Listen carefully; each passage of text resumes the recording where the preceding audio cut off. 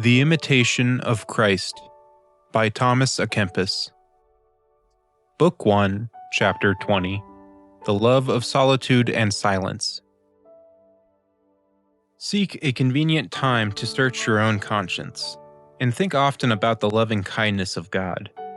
Do not read for curiosity's sake or simply to fill up the time, but read such things as will stir your heart to devotion.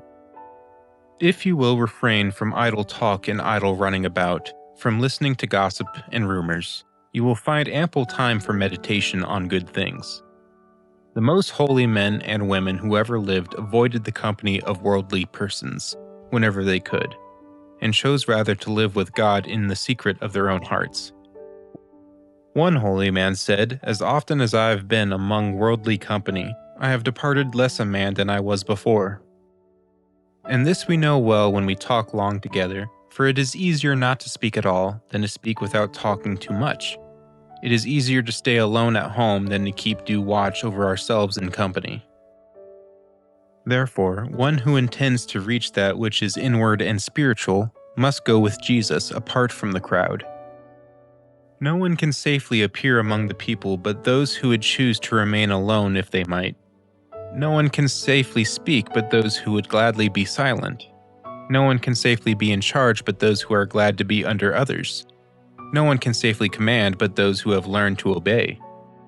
No one can truly rejoice but those whose hearts witness that they have a clean conscience. And yet the security of the saints was always in weakness and in fear of God. And though such blessed persons shined in all virtue, yet they were not swelled up in pride as a result, but were even more diligent in the service of God, and humble in all their doings. But the boldness of wicked persons comes out of their pride and presumption, and in the end it deceives them. Although you seem to be a good religious or devout solitary, do not promise yourself security in this life.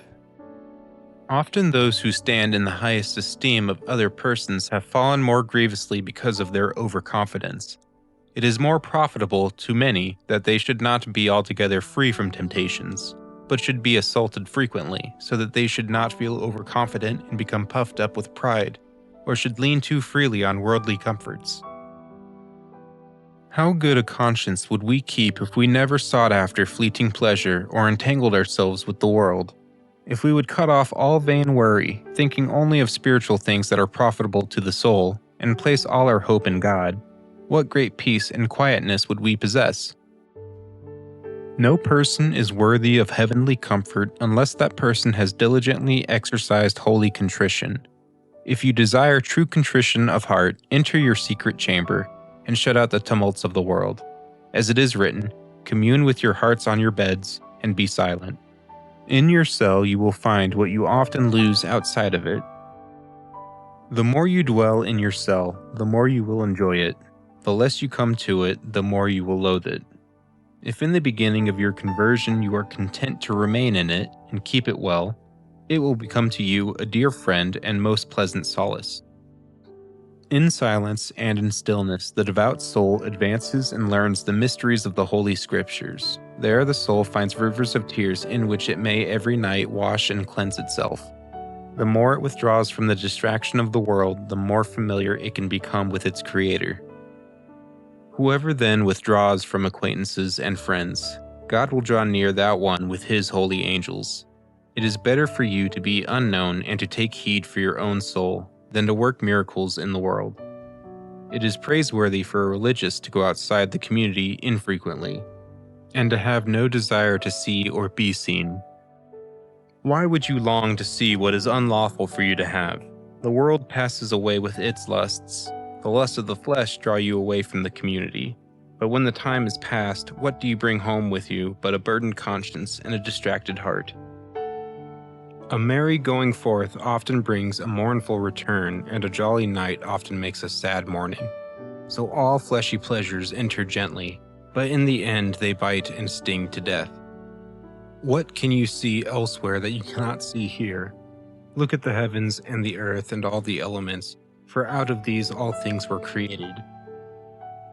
What can you see anywhere that can last long under the sun? You think that perhaps you will be able to satisfy yourself, but you cannot. Even if you could see everything that exists in front of your eyes, what would that be but a vain sight? Lift up your eyes to God on high and ask Him to forgive your sins and negligence. Leave vain things to vain persons, and be intent on the things that God has commanded you. Close the door behind you and call to yourself Jesus your beloved.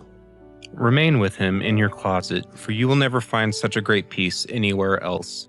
If you had not gone outside of your community or listened to idle talk, you would have better kept a happy peace of mind. But since you sometimes delight to hear new things, it is only right that you should suffer some agitation of heart. Thanks for watching. Please like, comment, and subscribe to receive new updates weekly, and share with someone you love. Remember to fully rely on God.